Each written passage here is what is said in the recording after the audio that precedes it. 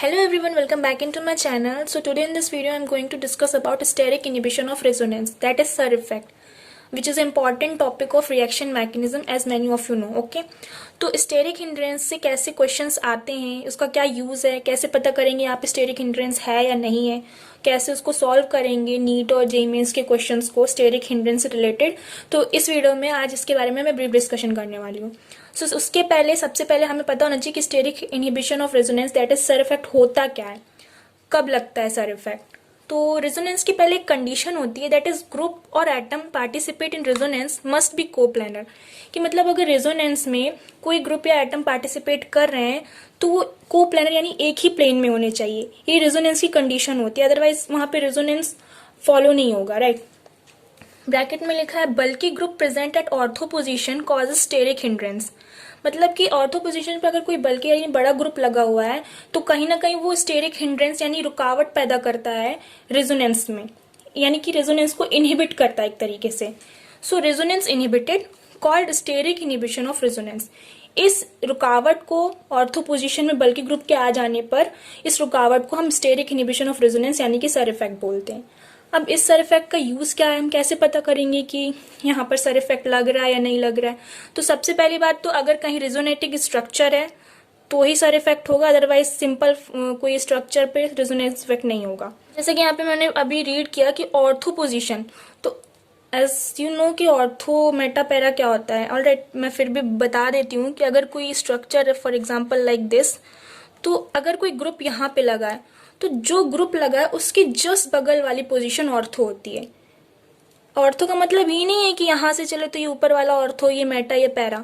अगर यही ग्रुप यहाँ नीचे लगा होता तो इसके जस्ट बगल वाली पोजीशन ये दोनों ऑर्थो पोजीशन होती और ये मेटा होती और ये पैरा हो जाती।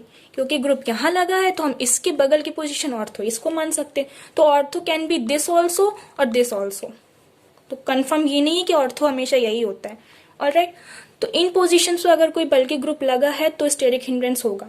ऑल्दो एक लाइन मैंने नहीं लिखी है, ऑर्थो पोजीशन पे बल्कि ग्रुप होगा तो भी स्टेरिक हिंड्रेंस होगा, और इन केस कोई बल्कि ग्रुप लगा है और उसके ऑर्थो पोजीशन पे कोई और ग्रुप लगा दिया है तो भी स्टेरिक हिंड्रेंस होगा। कैसे होगा मैं एग्जाम्पल के थ्रू समझा देती हूँ, ज्यादा अच्छे से समझ में आ जाएगा। तो आपको कैसे क्वेश्चन में पूछे जाते हैं, आपको कोई दो रेजोनेटिंग स्ट्रक्चर दे दी जाएंगी, ये तो मैंने बनाई है समझाने के लिए। आपको ये बन के नहीं आएगा, आपको ये दोनों रेजोनेटिंग स्ट्रक्चर क्वेश्चन में बन के आएंगी। और आपसे क्वेश्चन ऐसे पूछ लिया जा सकता है कि इन दोनों में से सबसे ज्यादा एसिडिक स्ट्रेंथ किसकी है, मतलब कौन ज्यादा एसिडिक है, राइट, यानी एसिडिक स्ट्रेंथ आपसे पूछ लेगा।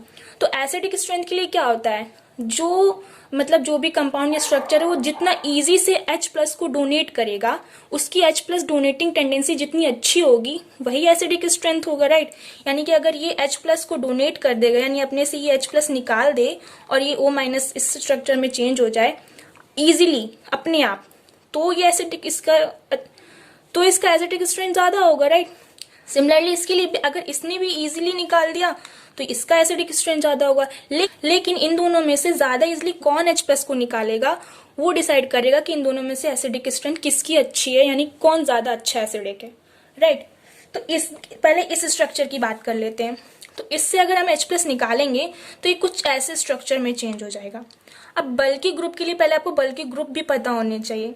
ऐसे तो बहुत सारे बल्कि ग्रुप्स होते हैं, लेकिन हमारे सिलेबस में जो नीट या जेईई मेंस के लिए इंपॉर्टेंट है उनके लिए हमारे जो बल्कि ग्रुप है हमको इतना पता होना चाहिए कि SO3H लगा है, COOH, NO2 या N और कोई एल्किल ग्रुप लगा है उसके साथ, Br है, I2 है, ये इनमें से कोई भी ग्रुप है तो बल्कि ग्रुप आप कंसिडर करोगे। और अगर OH, CN या NH2 फ्लोरीन वगैरह है तो ये बल्कि ग्रुप नहीं होते। रिमेंबर NH2 है तो बल्कि ग्रुप नहीं होगा, लेकिन यही H को रिप्लेस करके अगर दो एल्किल ग्रुप लगा दिए जाएंगे तो फिर वो बल्कि ग्रुप में कंसीडर होगा। तो ये पॉइंट आप थोड़ा याद करके रखिएगा। तो अब इसका डिस्कशन करते हैं। इससे अगर हम H+ को निकालेंगे तो इस तरह के स्ट्रक्चर में चेंज हो जाएगा, राइट। मैंने इसमें लिखा है कि ऑर्थो पोजीशन पे बल्कि ग्रुप होना चाहिए। ऑल्दो यहाँ पे ऑर्थो पोजीशन अगर इस ग्रुप्स के रिलेट में माना जाए तो ये ऑर्थो पोजीशन होगी, और ऑर्थो पोजीशन में यहाँ पे तो कोई ऐसा बल्कि ग्रुप है नहीं, लेकिन हाँ NO2 बल्कि ग्रुप में आता है, राइट। तो बल्कि ग्रुप की ऑर्थो पोजीशन तो ब्लॉक हो गई ना, तो यहाँ पर SIR इफेक्ट लगेगा। दोनों केस में या तो बल्कि ग्रुप की ऑर्थो पोजीशन ब्लॉक कर दी जाए या फिर ऑर्थो ही पोजीशन में बल्कि ग्रुप लगा दिया जाए, तो सर इफेक्ट होगा। इफेक्ट को आइडेंटिफाई करने का टेक्निक होता है, राइट।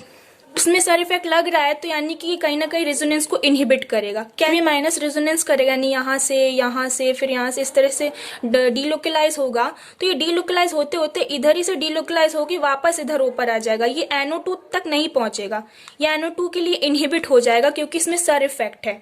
यानी कि इसमें सिर्फ माइनस आई, O माइनस आई में होता है ना, तो इसमें माइनस आई इफेक्ट ही लगेगा, आर इफेक्ट यानी रेजोनेंट इफेक्ट काम नहीं करेगा। वहीं अगर आप इस स्ट्रक्चर की बात करते हो तो इसमें जब H+ निकालोगे तो जब इस स्ट्रक्चर में चेंज होगा तो आप देख सकते हो ये बल्कि ग्रुप है, राइट, NO2, लेकिन इस बल्कि ग्रुप के यहाँ पर ऑर्थो पोजीशन जो है वो ब्लॉक नहीं है। यहाँ इस स्ट्रक्चर में जो CH3 इस ऑर्थो पोजीशन में नहीं है, यानी इधर पे अगर O- ये माइनस अगर डीलोकलाइज करेगा तो ये लोकलाइज करते हुए इस NO2 में भी आएगा, इधर भी रिजोनेट करेगा, फिर वापस जाके फिर इस तरह रिजोनेट करेगा, यानी कि इसके कंपैरिजन में ये NO2 के अंदर भी रिजोनेंस करेगा, यानी इसमें -I इफेक्ट भी होगा और प्लस -R इफेक्ट भी होगा। हाँ, फिर रिजोनेंस इफेक्ट भी आ जाता है तो उसकी स्टेबिलिटी ज्यादा होती है, राइट। यानी कि इन दोनों स्ट्रक्चर में जब हम H+ निकालते हैं तो सेकंड नंबर वाले का जो स्टेबिलिटी है वो ज्यादा है, और जाहिर सी बात है जिसकी स्टेबिलिटी ज्यादा होगी उस केस में H+ जल्दी से निकल के अपनी स्टेबिलिटी को अप्रोच करना चाहेगा। इसमें इसकी स्टेबिलिटी ज्यादा है तो इसमें जो H+ है वो इजिली निकल के इस स्ट्रक्चर में चेंज हो जाएगा, यानी कि इस स्ट्रक्चर का जो H+ है वो उसकी डोनेटिंग टेंडेंसी ज्यादा है, यानी ये ज्यादा अच्छा एसिड होगा, यानी more acidic, and this is less acidic. तो इस तरीके से आप एसिडिक स्ट्रेंथ का ऑर्डर निकाल सकते हो। आप 2 ऑप्शन दे दिए जाएंगे, मतलब जो भी क्वेश्चन आपको आप समझ सकते हो कैसा आएगा, आपको स्ट्रक्चर बना दिए जाएंगे, आपसे पूछ लिया जाएगा इस तरह से, और भी 2 ऑप्शन और हो सकते हैं इसी तरह सिमिलर। आपको पूछ लिया जाएगा कि which of the following has highest acidic strength और लेस एसिडिक स्ट्रेंथ, या बेसिक स्ट्रेंथ। बेसिक स्ट्रेंथ होता तो एसिडिक का उल्टा कर देते तो बेसिक स्ट्रेंथ निकल आती। तो सर इफेक्ट का जो यूज था मैंने यहाँ पे ये डिस्कस किया है। सो आई होप आप लोग को ये वीडियो समझ में आया होगा, and if you like it then don't forget to like, subscribe, share. Meet you soon in the next video. तब तक के लिए टाटा, बाय बाय।